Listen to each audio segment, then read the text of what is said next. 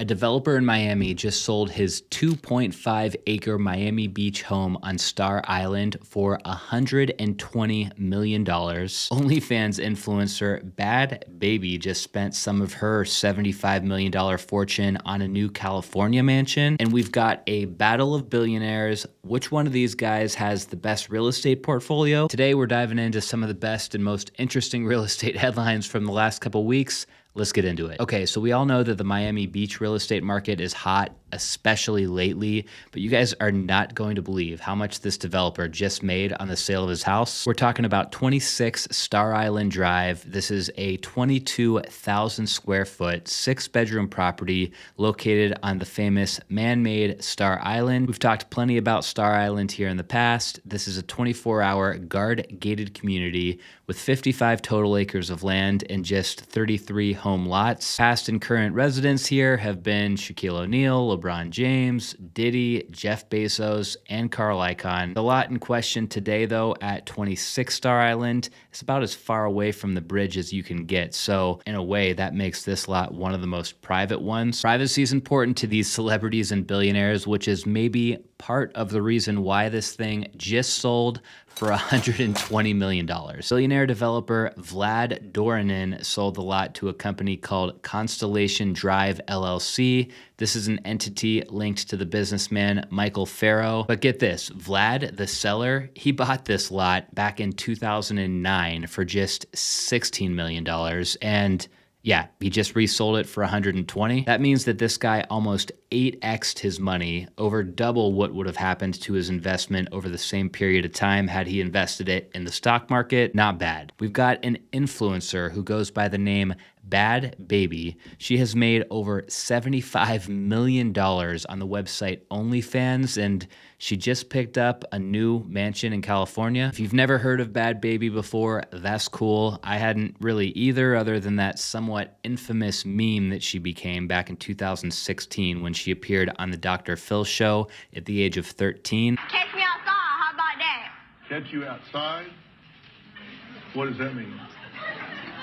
What I just said. Well, fast forward to when she turned 18 years old. She created this OnlyFans account, which ended up being extremely lucrative. She raked in $1 million after her first 6 hours on the platform. Nowadays, Bhad Bhabie, whose real name is Danielle, is making over $1 million a month on this website, which is honestly impossible for me to wrap my head around. But enough about OnlyFans. Let's talk about her real estate portfolio for a minute. Danielle's real estate investment journey started in 2022 when she was just 19 years old, when she bought a home in Florida for $6.1 million. This one was reportedly an all-cash deal. The home was a 7-bedroom, 7-bathroom, 9,200 square foot place. 9 months after buying the Florida house, she scooped up a home in Woodland Hills, California. This one she paid just over $3 million for. It's a much more modest house at just 3,700 square feet. Still nicely finished inside and out, though. The home sits on a half-acre lot. She's actually got the Woodland Hills house up for sale. It's shown under contract right now. She's probably actually going to lose about $100,000 on that house. So that's a bummer. That brings us to her most recent buy, though, which is an 8,000 square foot house in Tarzana, California that she picked up for $5.15 million not long ago. There's basically 2 ways to buy real estate, okay? The first one is where you actually make an effort to try to get a deal on the house itself. You buy it under market value, or you add more value by doing renovations, then you hold for a while to let appreciation do its thing. That's the way that real wealth is built for real estate investors. The other way to buy real estate, though, is the I just made millions of dollars and I'm going to buy a couple random mansions approach, which is what this girl did. It's not always the most responsible thing to do, to just blindly go buy a mansion with your new wealth, but this does only represent a fraction of her net worth, so I think she's going to be okay. Next up, we've got that battle of the billionaires story. You guys know if I see an article like this, I'm going to have to talk about it. So let's try to figure this out. These guys in total own billions of dollars worth of real estate, but who's got the best portfolio? The inspiration for this list started with a Wall Street Journal putting out a list of the world's 24 super billionaires. They classify a super billionaire as somebody who has a net worth of at least $50 billion. Who gets the bragging rights when it comes to their real estate portfolio, though? Honestly, I haven't even looked at this article yet. We're going to look at it together, but I'm going to put my guess out there, okay? I think that Warren Buffett probably has the weakest real estate portfolio. I'm pretty sure he still lives in his like $100,000 childhood home. And then if Mukesh Ambani made the list, which I think he did, I think he probably has the craziest real estate portfolio. I mean, his penthouse, his primary resident penthouse thing alone is worth about $2 billion. So I think that everyone else on the list is going to have a pretty hard time topping that, but let's see. Elon Musk is at the top of our list. His net worth as of the date of this article is $419 billion, which I'm pretty sure is more like 350 now. Tesla's been getting pretty crushed lately. You guys remember 4 or 5 years back, he actually made a comment on Twitter that he was trying to sell all of his physical possessions, and his goal was actually to own no house. And so his current portfolio is probably pretty weak, even though he's the richest guy on the list. I thought Elon was living in one of those like boxable tiny homes, but apparently he now lives in this house in Austin, Texas, which is right down the street from his SpaceX facility. He pays a small amount in rent, and I guess the place is only worth about 50 grand. It's a rental property though. He doesn't even own this one. Before he headed to Texas, he lived in this house in Silicon Valley, which he sold in 2021 for $30 million. And then we got the Gene Wilder house in LA. We have talked about this one before.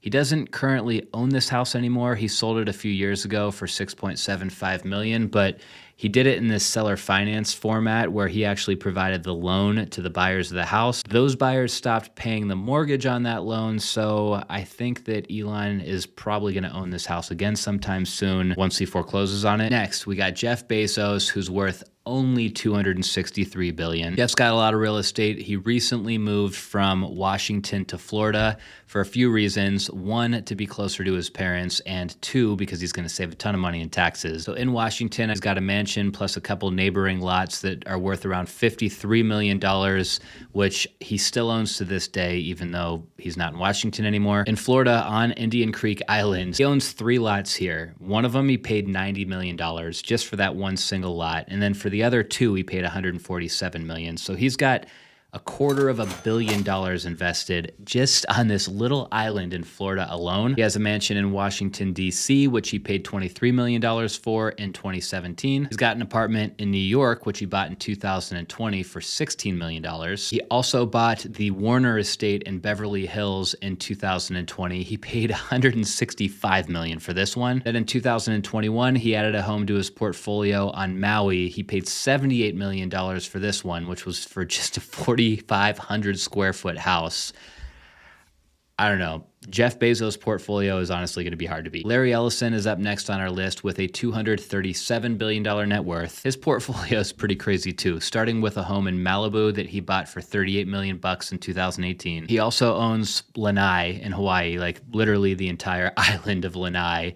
He picked this up around 12 or 13 years ago. He owns all the land, which is like 90,000 acres. He's got a couple of hotels there, a golf course. He paid $300 million for this island. In Palm Beach, he owns a home, which is really just a plot of land that he paid $80 million for.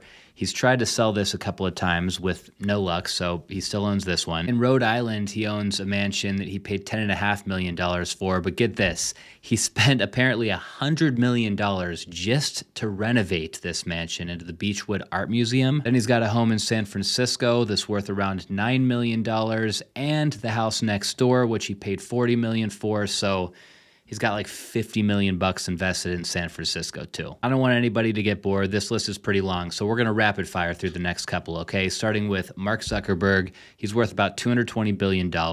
He's got a house in Palo Alto, Lake Tahoe, and then that big compound he's building on Kauai. He spent $100 million for that. Next up, we've got Warren Buffett, who I predicted would have the weakest portfolio, even though he's worth $150 billion. So, of course, we have the Omaha, Nebraska property. Check this out. In 1958, Buffett bought this place for 35 grand, which still remains his primary residence to this day. Him and his wife raised all their children here. Then in Laguna Beach, Warren and his wife shelled out a whopping $150,000 for a vacation home in 1971, which they still own to this day. And that's the extent of his real estate portfolio. But you know what Warren says, invest in what you know. Maybe he knows stocks, he doesn't know real estate, and so he's sticking to that principle.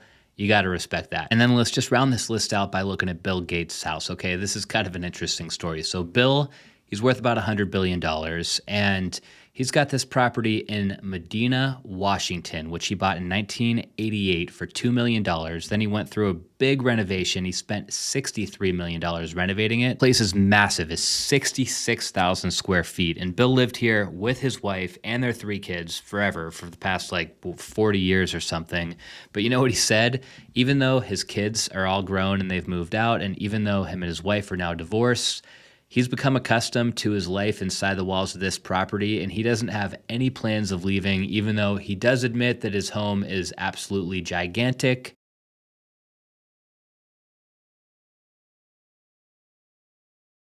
For our last story of the day, let's take a look at this house that just hit the market out here in Scottsdale. This place is crazy. It's got an underground basketball court and a $300,000 sneaker closet. The home is located in a neighborhood called Prado Estates. It's sitting on a massive 4.4 acre lot, so it's got plenty of privacy. And yeah, Scottsdale is getting expensive, but this place makes for one of the most expensive homes in all of Arizona, priced at $19.5 million. Not gonna lie, guys, I'm a little bummed. I did email the listing agent on this one a couple of times to see if we could come take a look at this house in person. They never even replied. Their loss, whatever. It's a 7-bedroom, 18-bathroom house, 21,000 square feet. We've been on the market a couple of months now. They started at $23.5 million. Now we're down to $19.5. So you can see we are technically in a neighborhood. Like, there are other houses in the background, but I'm sure you don't feel that at all when you're hanging out in this backyard. Here's that sneaker closet. Apparently this closet holds 325 pairs of sneakers. There's 290 pairs in here right now. The value of it, according to the description, is around $300,000, and all of these shoes actually come with the house. Here's the underground basketball court. Give us a bunch of photos of the outside. This is definitely one of those houses that's built for entertaining. You could fit hundreds of people just in this backyard alone. It almost looks like there's a hiking trail that takes you around the perimeter of the entire property. We're 18 photos in. We're looking at the basketball court again. So here's the court. Here's the gym, which I'm assuming is attached to the court. This is like a skybox area. That's actually kind of cool. You got bar stools that look down on the court. These doors close if you want maybe, I guess, some quiet or privacy. Pretty good views, I'm not gonna lie, but I can't believe, guys, we are photo 24, 25, 26, and we haven't even seen anything of the inside of this house yet. Like, where's the kitchen? Where's the master bathroom? Where's the living room? Okay, photo number 30. Finally, we're getting inside. Here's the entry. Something very interesting that I'm noticing right off the bat is that we have a mini split in the dining room, in the entry, and over here in the office. Then looking at the other main living area here, there's a mini split unit on this wall. There's another one in this room.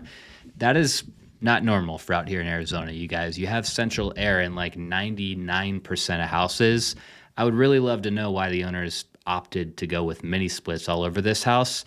I mean, on one hand, it'd be pretty cool if you're only using like a fraction of your house, because things will be a lot more efficient that way. You only need to cool a few rooms throughout the summer, but I don't know, that's kind of weird. Here's the kitchen. You guys know I'm a big fan of tongue and groove on the ceiling. Massive island, which I also love. We got a back kitchen or a butler's pantry in here. The brick's a nice touch. They got a cold plunge, a game room, a golf simulator, nice big master closet. The master bedroom is huge. It looks like there's 2 king beds in here, another mini split on the wall. I'm starting to wonder if this thing was operated more as like a hotel, maybe. Maybe that's the reason for all these mini split units and there being 2 beds in the master. Interesting listing. It's kind of fun reviewing a property that's out here in my neck of the woods. I'm not sure how many of you guys watching are from Arizona, but if you'd like to see me review more local properties here in the future, let me know down in the comments. That's a wrap for today's episode, you guys. If you enjoyed the episode, hit the thumbs up button down below before you go. I'll see you next week.